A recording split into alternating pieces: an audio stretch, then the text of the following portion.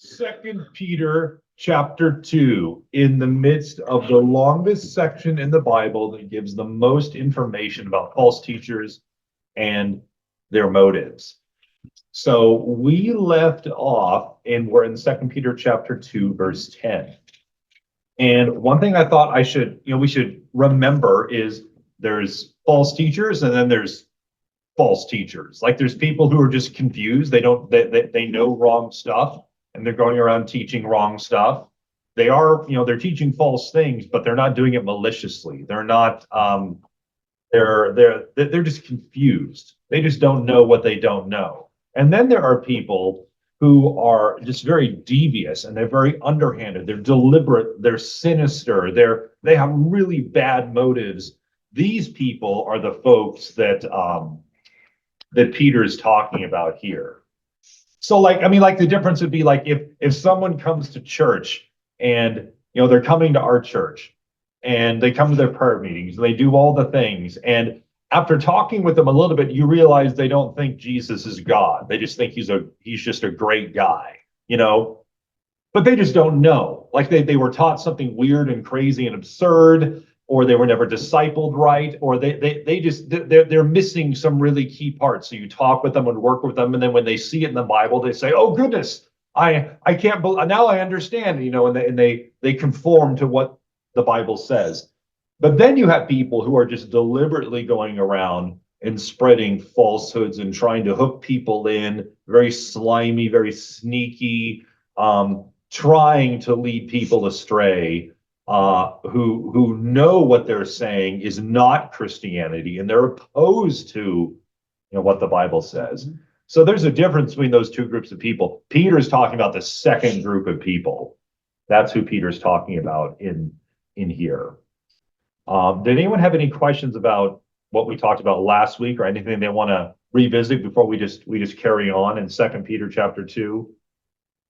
Christy or Stormy or anyone? All right. So we will pick up in verse 10. So Peter said, he just encouraged us in verses 4 through 9. He said, listen, God always punishes false teachers. He always punishes them, and he always will. So you can keep, no matter how bad things look, or how it seems like you or your church are standing against some insurmountable obstacles, or whatever the case is, they're going to get theirs in the end. Like Elijah, when he flees away from Jezebel, he complains to God. He says, "I'm the only one left. I'm the only one who's faithful." He seems like hopeless. He's just overwhelmed. And he got 7,000 people in Israel who are just like you, who still love me. You're not alone. And God will always make sure that truth prevails in the end. So that's what he said through verse 9. So we're going to come in I'll just read verse 9 through 10. If this is so, God always punishes wrongdoers in the end. Then the Lord knows how to rescue the godly from trials and to hold the unrighteous for punishment on the day of judgment. So there it is. This is especially true of those who follow the corrupt desire of the flesh and despise authority of their pastors, the authority of the church that they're supposed to be part of, the authority of Jesus, the authority of the scriptures. And it says, bold and arrogant, they are not afraid to heap abuse on celestial beings. And I'll stop. What is he talking about? Your translation might not say celestial beings, because the word just says glories in Greek. And everyone has to figure out, well, what's he talking about? Who are these false teachers heaping abuse on? What do you guys think he's talking about here? The NIV says celestial beings. Your translation might say something different. What's he? What are they talking about? Angels. Angels. Okay, so there's that. Anyone else have any thoughts? God. Huh? So about God. Well, it's plural. Glories or celestial. So that's plural. So whatever it is, there's more than one of them. This is New King James. Yeah. They are not afraid to speak evil of dignitaries, whereas angels who are greater in power and so forth do not. Oh, so it's not talking about angels. Yeah. Oh, Yeah, dignitaries sounds earthly. Mine says angelic majesties, which is still pretty vague. Yeah, so no one knows what it means. There's more than one of them. We know that. And the word literally is glories, which could mean anything. It could mean some glorious celestial otherworldly things. It could mean earthly majesty or authority or dignities or so. You see that in the way the different translations are trying to say, well, how do we translate this? What's he even saying? So they're trying to, everyone's term is vague because no one knows what it means, but every good translation that we all just heard, they're trying to get across something. So I think he's talking about angels. That's what I think he's talking about, because there's a passage from Jude that says pretty much the same thing, and it's talking about angels. And this passage seems to be, I don't think that it's, I mean, most people aren't afraid to heap abuse on human dignities, right? Is anyone afraid to heap abuse on a president they don't like? I mean, is anyone afraid to heap abuse on a pastor they don't like? You can just leave the church and go somewhere else. It's, I mean, it could be like dignitaries here in this realm, but I think that he's saying that these false teachers are so arrogant, so prideful, so sneaky and full of themselves, they're not even afraid to heap abuse on angels or celestial dignities or celestial beings. Like, that's how arrogant these people That are. doesn't explain the next verse, though it ties into that. Yeah. Well, the other thing is, they malign Jesus, they malign the Holy Spirit, they malign the God the Father. So those are also angelic beings, or not, but Yeah, so I heard what Judy said. So there's another option. Some people think he's referring to like Father, Son, and Spirit. Like they're blaspheming. We already know they teach false things about Jesus. By God too, and So yeah, they're they don't want like heaping abuse on God because they're saying, Jesus isn't really God. Jesus didn't really die. Jesus didn't, whatever. So some people think that's what it is. So whatever it is, so we'll talk about what Judy mentioned. It says bold and arrogant, they're not afraid to heap abuse on these people, whoever they are.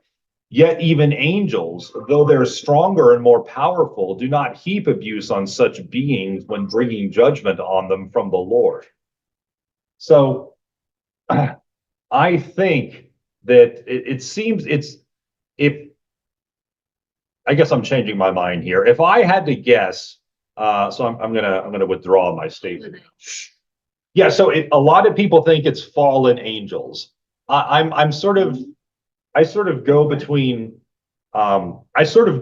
fallen angels or Father, Son, and Spirit.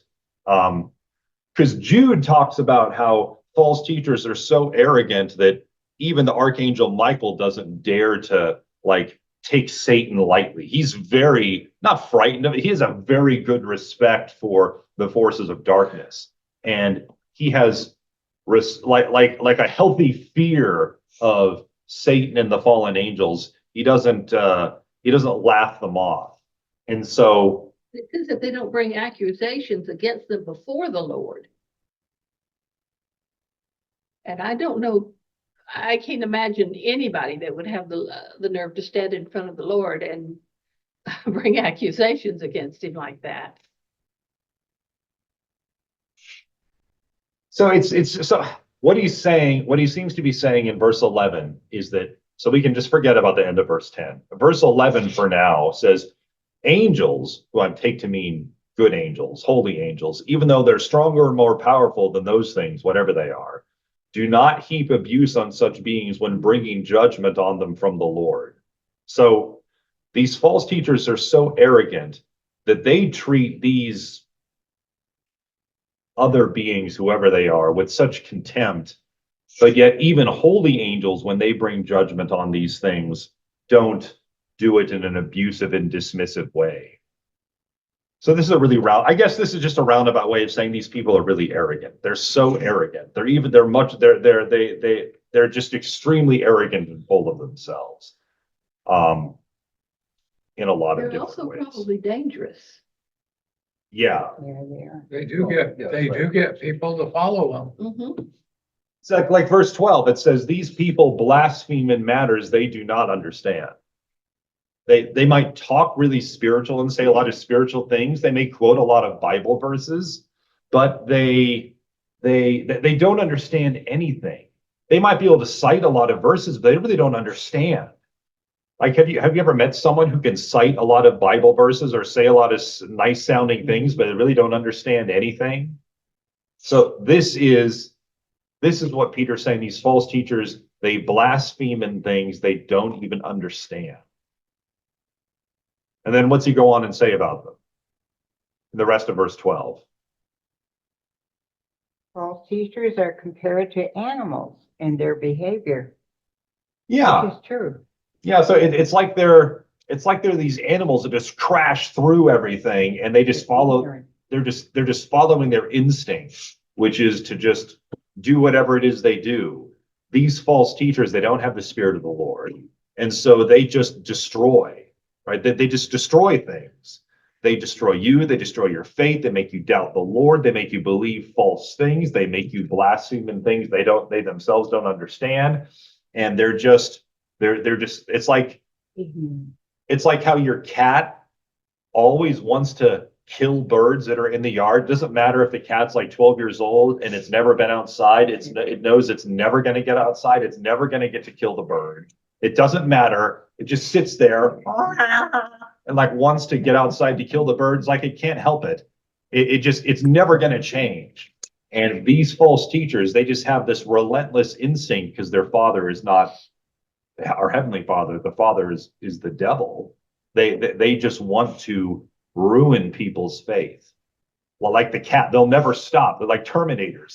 They're never going to stop unless they come to faith. They're never going to stop trying to lead people astray into believing false things. Were you going to say something, Lucas? You were looking something up. Okay. So Peter doesn't like these people. He's very harsh against false teachers, really harsh. That should make us really think about that should make us think about how kind we're supposed to be to false teachers. We shouldn't tolerate it. They should be run out as soon as possible. If they're around, if we see them inside our fellowship. Yeah, otherwise you end up with like one of the churches in Revelation where they have this person in there teaching all sorts of weird stuff. Has anyone ever had someone in a church that they've been at that's believed unchristian things and heretical things and led people astray? Or has anyone ever seen a false teacher themselves or seen one in a church or anything like that? I always gotta wonder about some of the televangelists. Oh yeah, of course. Yeah, definitely. Well, and I've been in a situation visiting in a church where the Sunday school teacher, everything he was teaching that was wrong. Huh. And I mean, I was sitting there thinking, okay, now how do I handle this when he asked me what I thought? Yeah. And I proved him wrong with scripture. Yeah. The Lord took care of it. But when you're visiting in somebody else's church and they've got a teacher that they all obviously loved, and the man, I couldn't tell the way he was teaching it. I felt like he was doing it on purpose. Okay. Well, yeah, sure. And because of that, I needed to be careful about what I said in front of the other. I don't know how to express what I'm trying to say. He needed to be proven wrong and shown that he was not, but by the same time, without criticizing him as a person and stuff, because they admired him so much. And in other words, prove his false teaching, but not be vindictive about it. Yeah. It was a difficult situation. Is this just one time you were visiting? I was visiting. Okay. Yeah. So at the very beginning of In second. Texas, it wasn't here. Okay. It wasn't you. No, yeah. At the beginning of Second Peter chapter 1, Peter mentioned like the big the big thing that false teachers always do. So how do you determine whether someone's a false teacher or someone's just confused? How do you just like are the Presbyterians false teachers because they baptize people by sprinkling? Are the Presbyterians false teachers because they think that unbelieving children of covenant members can be, part of Jesus's family? I mean, they're wrong. Are they false teachers? So in Second Peter chapter 1, what did he say was like the marker that tells you this person is a false teacher? Actually, it was Second Peter chapter 2, verse 1. What do they do? Who do they deny? Deny Christ. They deny the Lord who bought them. They teach and believe fake things about Jesus. Like that's the thing. So Presbyterians are wrong about those things, but if they believe the right things about Jesus, nothing wrong with Presbyterians. It's like an interfamily thing. If you believe heretical things about Jesus, that makes you a false teacher. You teach Jesus isn't really God. He's just this very special guy or God's highest creation. That's wrong. Well, one of the things that was going on in Paul's time was, and it still is, there's still cults out there that teach, okay, Christ died and he was raised from the dead, but that doesn't keep you from having to do all these different works. And that is, Paul railed against that. Yes. So it's like they teach false stuff about Jesus and they teach false things about his message. Like, yeah, Jesus is good, but you have to follow the Mosaic law just like us, and then you're good. Or like some of the more hardcore Church of Christ groups where Jesus is good, but unless you're baptized, you're not really a Christian. Oh, I ran into a Church of Christ that tried to tell me that my husband was not saved because he had not been, he didn't know whether he had been saved with the right words or not. Yeah. So it's, Technicality. Well, and not only that, the baptism isn't what saves you. Yeah, that's why, I mean, like on Sunday, when the last few catechism questions have been about baptism, some people are probably sick of this because I keep saying the water didn't save you, and everyone's like, yeah, no kidding. But some people really believe that. The Church of Christ teaches that, and Jesus is good. You need to believe in Jesus, but unless you get baptized by immersion, it's not done. It's Jesus plus baptism equals salvation. Yeah, and what about And that's not true. Yeah, and then what about the thief on the cross? Yeah. He didn't have a chance to be baptized. So- Or somebody on their deathbed. Yeah, so that's what I mean. It's not that they just disagree with your church, it's that they teach wrong things about Jesus and his message. Jesus and his message. And so not everyone who doesn't believe what your church believes is right. Just because they believe something different about the end times doesn't mean they're false teachers, right? Peter's really specific. They deny the Lord who bought them. Does what they believe deny who Jesus is and what he did in some way? If you say you have to add something to Jesus in order to get saved, then you're denying him. So I just want us to be, I want us to have the right idea of what Peter's talking about here. That's why he's saying such harsh words against these people. So he called them unreasoning animals, creatures of instinct. Like animals, they too will perish. Does anyone have anything they want to toss in so far? We've gotten through verse 12. Okay, I'll read through verse 16, so 13 to 16. He says, they will be paid back with harm for the harm they have done. Their idea of pleasure is to carouse in broad daylight. They are blots and blemishes, reveling in their pleasures while they feast with you. With eyes full of adultery, they never stop sinning. They seduce the unstable. They are experts in greed, an accursed brood. They have left the straight way and wandered off to follow the way of Balaam, son of Bezer, who loved the wages of wickedness. But he was rebuked for his wrongdoing by a donkey, an animal without speech, who spoke with a human voice and restrained the prophet's madness. So what are these people like? What drives them? What does Peter say about them? What do you get from all this imagery he uses to explain who they are and what they're about? Satanic influence. Okay. They obviously ruin a lot of people's lives. They make a lot of people, they make shipwreck of a lot of people's faith because they cause a lot of harm and confusion. Wall Street falls into that. Uh-huh. I mean, he waves his Bible around and he wants everybody to be rich. God doesn't want you to be poor. He wants you to have everything. There's so much other stuff that he doesn't He doesn't even believe in, salvation the way we believe in it. But yet as he guest speakers, a new Christian, let's say, who's a celebrity, and he ends up with that guy. Yeah. Well, he's got no hope. Yeah. But it's like a brand new Christian, unless God can lead them out of that. But a lot of when I was working one time on a crusade, another grand crusade, people came down to, we were there helping them. Uh-huh. While I was there, and there was Mormons and Jehovah's Witnesses to all these people. I said, they're not with us, Yeah. but, they were there in the crowd, taking up some of the people that was Yeah. snatched right out of them.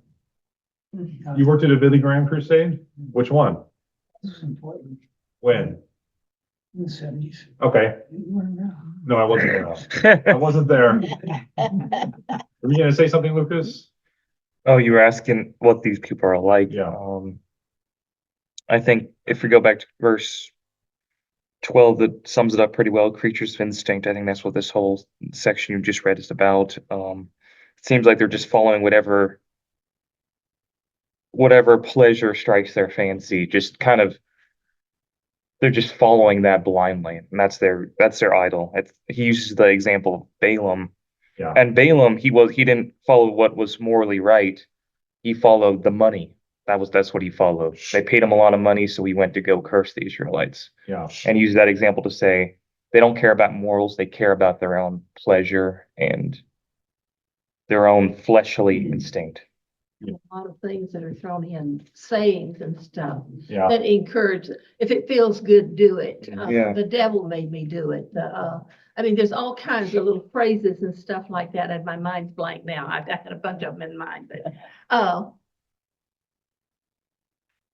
we hear it so much that at some point it's like watching television where we see all these different sins that are acceptable to society. And it begins, our opposition to him gradually wears down Yeah. if we're not careful. Yeah.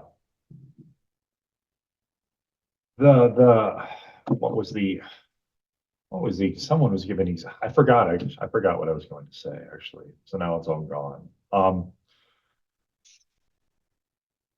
Yeah, I think Lucas said is right. I mean, he's giving these examples of what these people are like. He talks about greed. He talks about greed a lot. Does that mean that every single false teacher is motivated by greed? I don't think. I mean, the people he's talking about are. I don't think every false teacher who ever lived is just motivated by greed. But a lot of them are. Like, there's a lot of greed, especially with the weird televangelists and all this other stuff. And you have these celebrity pastors that live these ridiculously unchristian, like ridiculously rich lifestyles. And they're just not, they're Always for money though. Yeah. It could be for attention, it could be for Attention, acceptance. Yeah, power. I think a lot of them are sociopaths. But Yeah. You can be driven by lots of different things. Narcissistic? narcissists. Yeah. Yeah. Yeah, narcissist. And remember that the key thing is that they believe and teach wrong things about Jesus, or they actually don't believe it at all. Maybe they're just mouthing the right things, but actually don't believe it.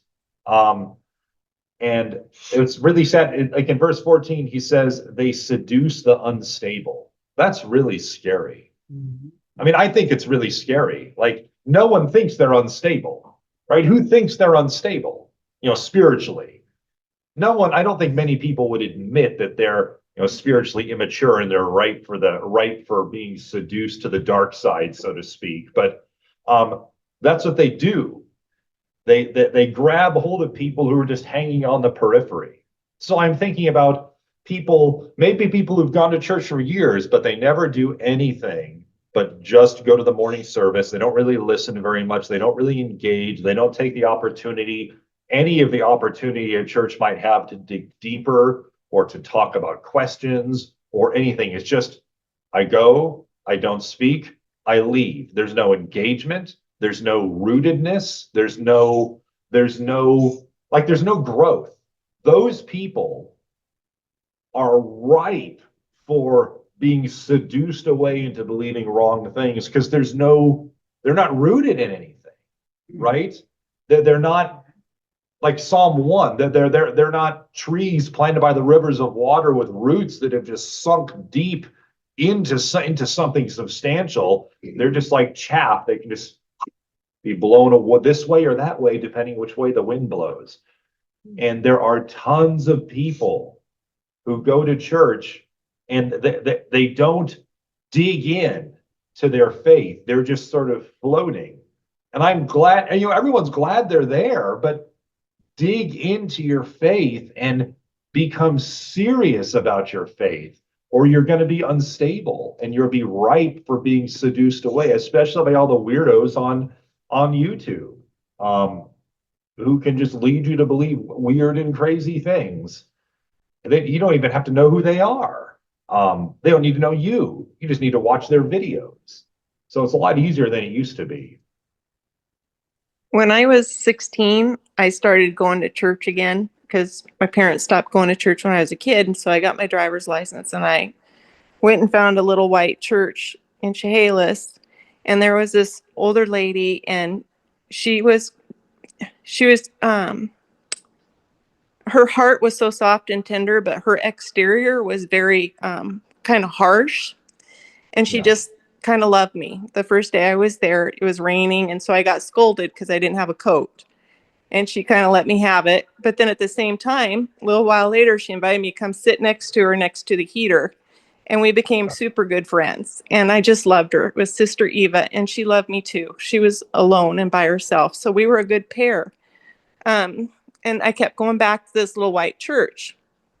Well, the pastor, I was an oddity because I was 16. Everybody else was like 80 or over or something. And they didn't know what to do with me, but they decided I probably needed to go to Sunday school. So I went to quote Sunday school with this guy who was a recovering alcoholic. He was probably about 30 years old, had a disabled daughter and a really sweet wife. And he was trying to do Bible or do Sunday school with me. But we were basically on the same level because even though I wasn't going to church, I was reading my Bible.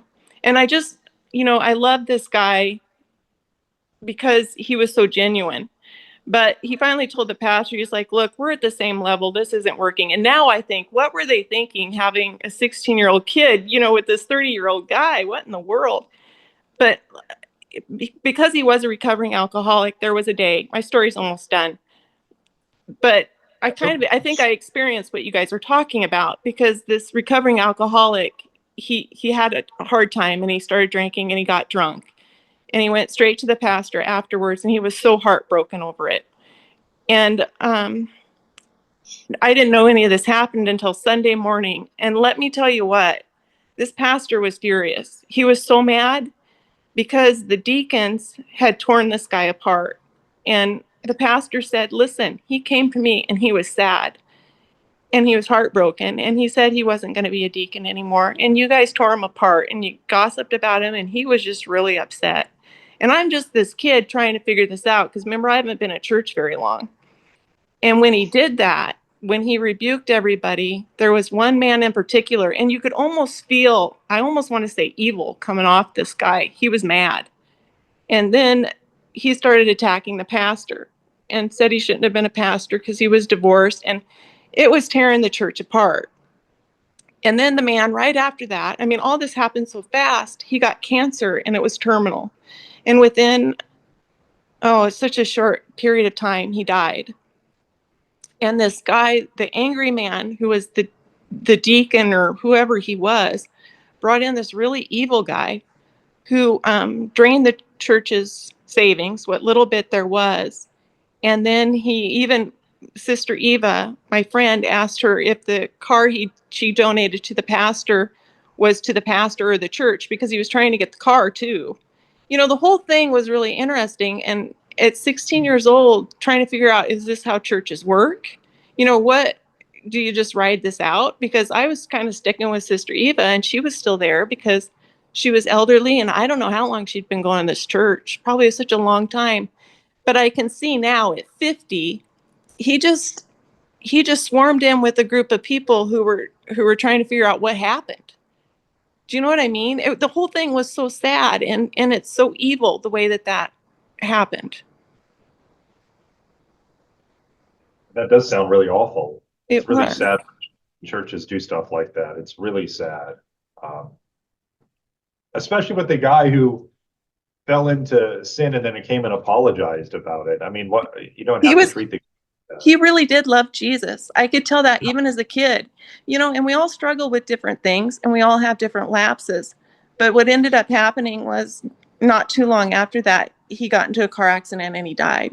So he went to be with Jesus and his struggle was done. But I just remember feeling so bad for him and so glad that I didn't know any of that happened too. Because I tell you what, Pastor Jack was way mad about people being mean to that guy when he was already broken up.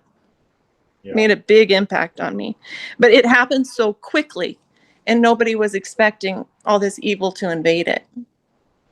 Yeah, yeah.